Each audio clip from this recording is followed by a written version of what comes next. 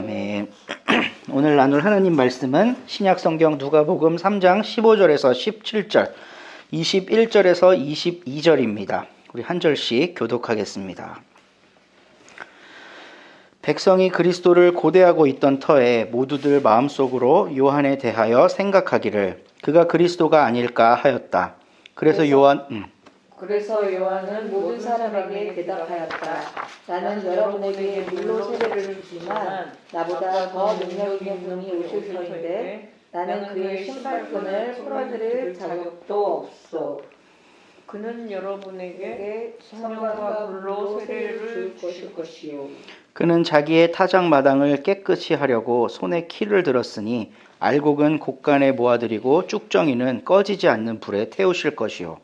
백성이 모두 세례를 받았다. 예수께서도 세례를 받으시고 기도하시는데 하늘이 열리고 같이 성령이 비둘기 같은 형체로 예수 위에 내려오셨다. 그리고 하늘에서 이런 소리가 울려왔다. 너는 내 사랑하는 아들이요 나는 너를 좋아한다. 아멘. 네, 오늘은 주현일인데요. 교회력이라는 게 생긴 게 사실 한 2세기, 3세기 무렵부터 생겨나기 시작했어요. 근데 문제는 그때 당시에 자료가 너무 없다는 거예요. 생각해보면 우리나라는 고구려 백제 신라도 생기기 전 일이에요. 제대로 생기기 전. 그러니까 그렇게 오래전 일이기 때문에 역사적인 확실한 사료를 찾아내기가 참 어려운 거죠. 근데 참 귀한 건 그때마다 아주 작은 단초들의 문서들이 나타난다는 거예요. 한 215년 어간에 이집트에 있는 한 교부가 이 주현일에 대한 글을 썼어요. 저쪽에 어떤 공동체 무리들이 예수님이 공생애를 시작하신 걸 기념해서 그걸 절기로 지켰다. 이런 글귀가 하나 남아있는 거예요. 그러니까 초대교회 성도들이 이런 절기를 만들어서 지키기 시작했구나. 한 200년 어간. 그러니까 예수님이 그 부활 승천하신 뒤 200년 정도 뒤에 기록된 거니까 그 사이에 점점점 발전된 과정이 있었겠죠. 그래서 주현일이라고 하는 절기가 2세기, 3세기 교회들로부터 지켜져 왔다고 이제 발굴된 문서들이 있습니다. 이 주현일은 뭐냐면 예수님이 나타나셨다는 뜻인데요.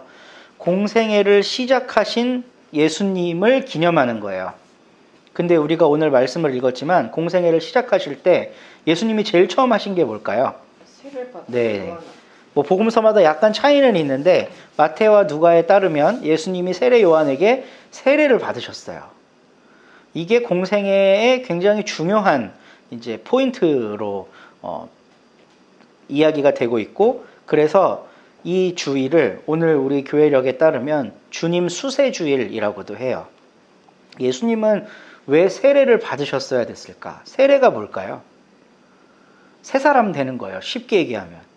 과거의 나의 삶을 청산하고 회개해서 삶의 방향을 틀어서 새로운 삶을 살겠다는 어떤 신앙적인 결단과 행위고, 그리고 세레머니입니다. 이거를 예수님은 왜 하셨어야 했을까? 오늘 말씀을 이제 나누다 보면 답이 나올 텐데 결론부터 말씀드리면요.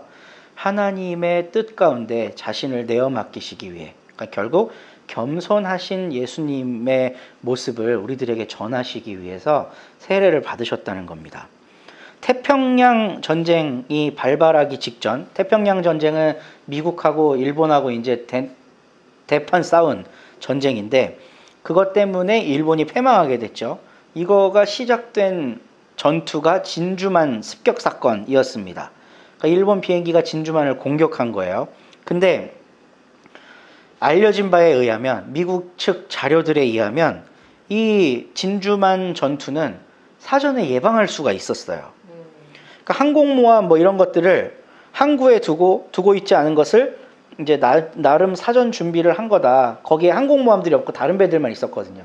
그러니까 중요한 해군 전력은 침몰당하지 않고 거기에 다른 전력들만 좀 이렇게 처음 공격을 당했는데, 이거를 보면 미리 미국이 대비하고 있었다 이렇게 주장하는 사람들이 있는데요. 미국 국방부 안에서 한 2주일 전부터 일본의 기습을 대비하라는 언질이 있었답니다. 그러니까 일본 애들이 이제 막 호주까지 왔다 갔다 하고 이게 굉장히 장거리 전투를 시작하게 되니까 진주만도 위험할 수 있다라는 그런 위험 경보를 미리 했다는 거예요. 근데 태평양 함대 총사령관이 그걸 귀 기울여 듣지 않았답니다. 경고를 했는데 아니 말이 됩니까? 일본이 우리랑 왜 전쟁을 해요? 지금 우리랑 여러 협약들을 맺어서 서로 싸우지 않기로 했는데 조선 니네 가져라, 필리핀 우리가 먹을게, 이렇게 했는데 일본이 우리를 공격할 리가 없습니다 라는 확신에 가득 차서 그 공습 경보를 이렇게 좀 잘 듣지 않았던 거예요.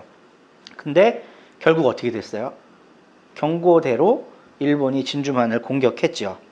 그러니까 자기 생각에 사로잡혀서 다른 사람들의 조언을 듣지 않고 외골수에 빠지는 걸 심리학에서는 확증 편향이라고 부른다고 합니다. 미국을 상대로 일본이 전쟁을 일으킬 가능성이 없다, 이런 확신이 다른 사람들의 조언을 무시하게 만들었다는 거예요. 근데 아무리 그 사람들의 조언을 외면한다고 해도 결국 진실이 바뀌지는 않습니다. 역사는 역사에 정해진 대로 그 과정을 따라 내 의지와 상관없이 가는 거죠. 근데요, 이런 생각이 저는 요즘 교회와 기독교인들에게 너무나도 많은 것 같아요. 신앙에 대해서 너무 확증 편향을 가지고 있어요. 이게 신앙이다, 이게 하나님 믿는 거다, 이렇게 하면 된다, 이렇게 하면 안 된다 라고 하는 자기 생각에 가득 차 있습니다. 그러면 이제 그런 자기 확신에 가득 차 있는 사람에게 성경을 들이대면서 그 확신이 잘못될 수도 있었다는 걸 이야기하잖아요. 그러면 그걸 이야기하는 사람이 엄청나게 큰 역풍을 맞아요. 갈라디아서 3장에 보면 종이나 자유인이나 헬라인이나 유대인이나 하나님, 남자나 여자나 하나님 안에서 하나다, 이런 고백이 있어요. 이런 바울의 글이 있어요.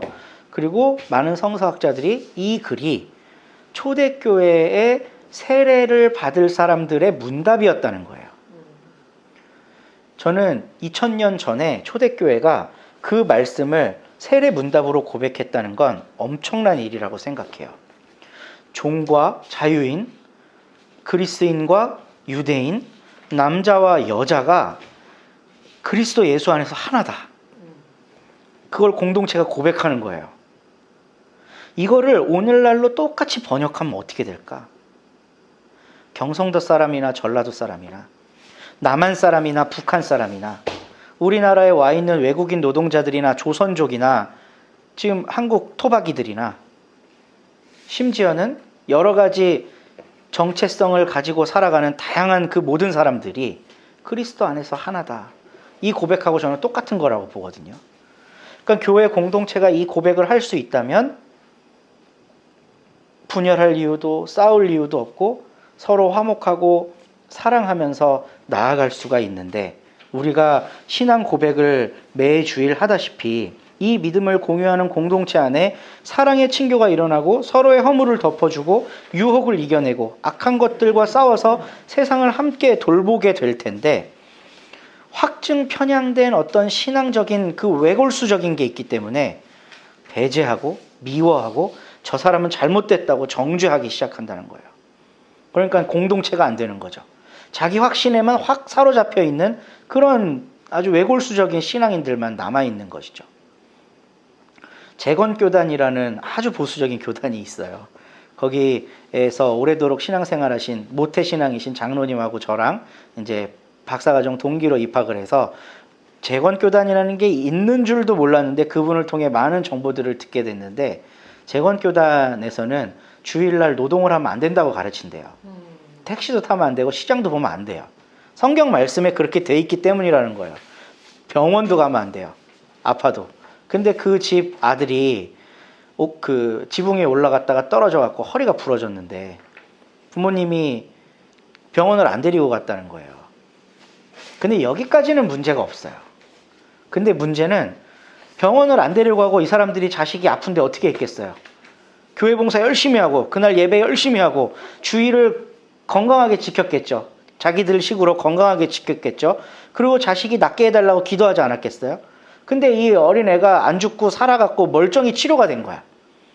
그러면 어떤 자기 고백이 나올까요? 하나님이 살리셨다 이렇게 되는 거예요. 저는 그 고백 자체는 되게 아름다운 거라고 봐요. 그렇게 고백할 수 있죠. 근데 이 고백을 하나의 교리화해서 다른 사람들에게 적용하기 시작할 때 이게 엄청난 폭력이 됩니다. 주일날 애 아파도 병원 데려가지 마. 기도하면 하나님이 다 들어주셔. 이거를 다른 사람에게 대입하기 시작하잖아요. 그럼 나의 이 확증 편향이 다른 사람을 죽이는 도구가 된다는 거죠. 그 태평양 함대의 사령관이었던 이 사람의 확증 편향된 사고로 인해서 많은 그 젊은 군인들의 목숨이 이제 사라졌잖아요. 그러니까 그런 것처럼 확증 편향이 사람을 죽이는 일들이 일어나는데 일반 사회에서만 일어나는 게 아니라 우리들의 교회와 신앙 안에서도 그런 게 일어난다는 겁니다. 그러니까 이렇게 믿는 게 맞는 거야. 저렇게 살면 잘못된 거야. 라고 하는 그 과도한 자기 확신이 사람을 죽이는 일도 일어날 수 있게 된다는 거예요. 근데 오늘 그 확증 편향에 빠질 수 있는 굉장히 높은 가능성을 가진 한 사람이 주인공으로 등장합니다. 그 사람이 누구냐 하면 바로 세례 요한이에요. 세례 요한이 등장할 때 15절 말씀을 보면요. 백성이 그리스도를 고대하고 있던 터에라고 되어 있습니다. 그리스도는 구원자인데 이 백성들의 삶이 너무 피폐해져 있으니까 우리를 좀 구원할 사람이 왔으면 좋겠다. 이런데 세례 요한이 낙타 털옷에 가죽 옷을 입고 지팡이를 짚고 메뚜기와 석청을 먹고 이러고 지내면서 회개와 천국을 선포하니까 사람들이 세례 요한이 다 그리스도인 줄 안 거예요. 그래서 모두들 마음속으로 세례 요한에 대하여 생각하기를 그가 그리스도가 아닐까 하였다라고 사람들이 확신을 한 거죠. 세례 요한이 그리스도라고. 이런 상황에서 확증 편향에 빠져 있는 사람들은 일단 군중입니다. 근데 이 군중들의 확증 편향을 진짜 확실한 것으로 만들어줄 수 있는 사람이 바로 세례 요한이에요. 세례 요한이 딱 한 번만 내가 그다 이러면 그냥 게임 오버한 거예요. 그리고 사람들이 막 자기를 그렇게 좋아해주면 내가 정말 그가 아닐까? 라는 생각을 할 수도 있잖아요. 얼마 전에 행주산성에서 허경영 씨가 장군 옷을 입고 출정식을 했어요. 근데 혼자 한 게 아니고 수많은 사람들의 비디오 촬영을 받으면서 많은 사람들의 환호와 함께 말을 타고 막 장군처럼 출정식을 했어요. 그럼 그 사람들의 환호, 드디어 오셨구나, 이 나라를 이끌어갈 지도자님 이러면 이 사람이 자기 확신에 빠지지 않을까요? 지금 대통령 후보로 나온 수많은 사람들, 이 사람들을 지지하는 사람들이 많잖아요. 우리는 누가 좋고 누가 싫고 호불호가 있지만 각자 그 사람을 지지하는 그룹들이 있고 나름의 이유도 있어요. 그럼 그 이유를 갖고 지지할 때 그 사람은 내가 그여야 한다는 확신에 빠지지 않을까요? 그러니까 이렇게 욕을 얻어먹으면서도 나와서 사람들 앞에 서서 자기가 대통령이 돼야 될 이유를 말하고 있잖아요. 근데 한 사람 빼고 나머지는 다 확증 편향인 거죠. 세례 요한도 그런 확증 편향에 빠질 위험에 처해 있을 때 이 사람이 한 이야기가 정말 인상적입니다. 우리 16절 말씀 같이 한번 읽어볼게요. 그래서 요한은 모든 사람에게 대답하였다. 나는 여러분들에게 물로 세례를 주지만 나보다 더 능력 있는 분이 오실 터인데 나는 그의 신발끈을 풀어드릴 자격도 없소. 그는 여러분에게 성령과 불로 세례를 주실 것이요. 아멘. 그냥 쉽게 얘기하면 나 아니다 이거예요. 나 말고 누가 올 거다. 이런 사람들의 환호성과 기대와 이걸 한 몸에 받고 있는 세례 요한이 이 얘기를 할 수 있었다는 건요. 하나님을 철저하게 신뢰하는 자기 겸손이 아니고서는 이게 불가능할 것 같아요. 이미 뱃속에 있을 때부터 하나님이 세례 요한의 앞길을 이야기해 주셨죠. 저 아이는 광야에 외치는 자의 소리다. 그의 길을 예비할 자다. 그러니까 자기는 예비할 자라는 그 위치가 딱 자기에게 맞는 위치라는 걸 정확하게 인지를 하고 있었던 사람인 겁니다. 오늘날 신앙인들이 이런 겸손을 좀 배울 필요가 있을 것 같아요. 과도한 자기 확신에 빠져서 이게 믿는 겁니다. 이렇게 살아야 됩니다. 특히 이제 좀 제 경제적인 부를 많이 이루신 분들이 이렇게 해야 하나님이 복을 주십니다. 라는 걸 간증하는 경우들이 있는데요. 그게 정말 너무나도 위험해요. 왜냐하면 그 간증이 은혜로울 수 있거든요. 근데 젊은 청년들이 그 간증을 듣고 뭘 배우냐 하면 그 사람 속에 있는 신앙을 배우는 게 아니라 그 사람이 가지고 있는 부를 부러워하게 되어 있어요. 그러니까 복음과 아무 상관없는 부가 이게 전도돼서 복음을 따라 살아가야 되는 삶이 그냥 부를 쫓아 살아가는 삶으로 그냥 딱 변해버리는 거예요. 그러면서 자기는 복음을 쫓아 살아간다고 확신해. 부를 쫓아 살아가면서. 그러니까 이런 확증 편향들이 너무나도 가득한 이 세상 속에서 오늘 세례 요한의 모습을 통해 우리가 배워야 할 건, 우리의 존재가 이런 존재구나. 하나님이 우리를 이렇게 창조하셨구나. 그런데 우리가 너무나도 잘못된 삶을 살았고, 그래서 나는 누군가가 필요하구나. 세례 요한이 내가 그다 할 수 있었는데, 아니요, 나도 그가 필요한 하나의 사람일 뿐이에요. 그분이 오시면 내가 지금 주는 이런 세례는 허접한 물 세례지만 그는 하늘이 직접 내려주시는 불 세례를 우리들에게 주실 겁니다. 성령 세례를 주실 겁니다. 우리의 위치는 이 정도예요. 그분을 기다립시다 라고 이야기를 하는 거죠. 교회가 이 신앙을 배우면 쉽게 누군가를 정죄하지 못해요. 판단은 그분이 하십니다. 내가 하는 게 아닙니다. 큰교회 목사라고 하는 게 아니라, 기도 많이 하는 사람이라고 하는 게 아니라, 성경을 백독했다고 하는 게 아니라 내가 아니라 그분이 하십니다. 로 변화될 수 있을 것 같습니다. 그리고 마침내 예수님께서 그렇게 선포하고 있는 세례 요한 앞으로 오세요. 그래서 세례 요한에게 세례를 받으려고 합니다. 세례 요한이 나는 당신의 신발끈도 풀기를 감당하지 못하겠는데 어떻게 제가 당신에게 세례를 줄 수 있습니까? 근데 예수님이 겸손하게 그 앞에 무릎을 꿇고 앉으세요. 저는 이 예수님께서 오늘 세례 요한이 보여주셨던 겸손을 다시 한번 우리들에게 보여주신다고 이 말씀을 해석을 합니다. 하나님의 아들이시고 왕이시지만 이 세상 위에 군림하셔야 되는 분이시지만 자기가 작은 자라고 고백하는 그 사람의 손 앞에 무릎을 꿇고 앉으신 예수님, 겸손의 왕으로 오신 우리 예수님을 주님 수세주일날 우리가 만날 수 있었으면 좋겠어요. 예수님도 이렇게 하셨는데 내가 확증 편향을 가지고 신앙적인 독선을 부릴 수 있을까? 이 신앙이 옳은 겁니다 라고 자기 확신에 빠져들 수 있을까? 그래서는 안 될 것 같습니다. 주님께서도 겸손하셨으니 우리도 겸손하게 주님의 길 앞에 무릎을 꿇을 수 있다면 참 좋겠습니다. 백성들은 예나 지금이나 항상 힘든 삶 가운데 있습니다. 그래서 이 백성들은 누군가가 구원해 주기를 기대하고 있어요. 오늘날 이렇게 젊은이들이 정치에 열광을 하고 누구를 뽑아야 된다라고 하는 이런 확신에 가득한 이유가 뭘까? 다 힘들기 때문에 그런 거예요. 자기의 힘든 삶을 누군가에게 기대서 좀 풀어보려고 그러는 거죠. 우리도 그래서 이런 얘기 하잖아요. 누구 되면 이 땅을 뜰래? 누가 되면 좋겠어? 이게 다 힘든 삶에 대한 반영이라는 거죠. 근데 우리보다 더 힘든 사람, 정말 절망 가운데 있어서 지푸라기라도 잡고 싶어하는 사람들이 이 세상에 너무나도 많이 있다는 겁니다. 그리고 설마 저 사람일까? 라고 찍는 사람들이 세례 요한들인 거죠. 근데 세례 요한은 저 그 사람 아니에요 라고 겸손한 모습을 우리들에게 보여주었습니다. 겸손한 세례 요한은 자기 자신을 믿지 않고 하나님을 믿었습니다. 그때 예수가 나타나셨고 세례 요한은 예수에게 자신의 모든 자리를 다 내어주었습니다. 근데 예수님은 그 자리를 받아서 그 사람들 위에 군림하지 않았어요. 이 세상의 왕들, 이 세상의 지도자들은 전임자로부터 뭔가 받으면 자기가 그 위에 군림하려고 했어요.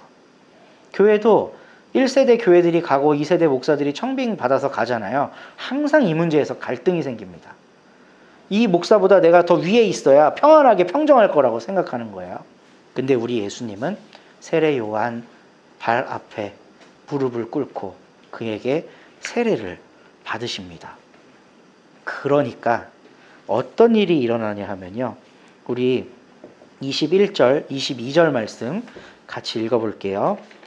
백성이 모두 세례를 받았다. 예수께서도 세례를 받으시고 기도하시는데 하늘이 열리고 성령이 비둘기 같은 형체로 예수 위에 내려오셨다. 그리고 하늘에서 이런 소리가 울려왔다. 너는 내 사랑하는 아들이요 나는 너를 좋아한다. 아멘.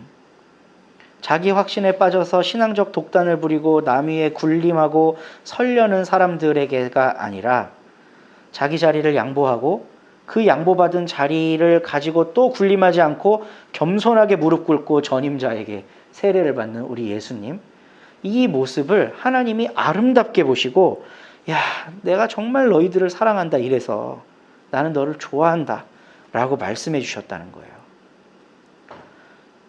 우리가 요한과 예수의 겸손을 배워서 우리 삶에서 아주 조그마한 부분에서 한 번씩 해보려고 시도할 때 하늘이 열리고 성령이 비둘기같이 내려오고 하나님이 그런 우리의 삶을 기뻐하시면서 네가 내 사랑하는 딸이구나, 네가 내 사랑하는 아들이구나, 내가 너를 참 좋아한다 라고 하신다는 거예요. 근데 오늘날 한국 교회, 한국의 정치 상황, 아비 규환으로 살아가는 이 사람들의 모임에 하나님이 오신다면 뭐라고 얘기하실까? 야, 내가 너를 사랑한다, 내가 너를 좋아한다 이러실까? 참 슬픈 상상을 하게 됩니다. 우리 주연일 후 첫째 주일을 맞아서 주님의 세례 주일을 맞아서 확증 편향을 넘어 겸손의 모습으로 나아가는 우리 모두가 되기를 주님의 이름으로 소망합니다. 아멘. 이 말씀 따라 사는 동안 함께 찬양하겠습니다.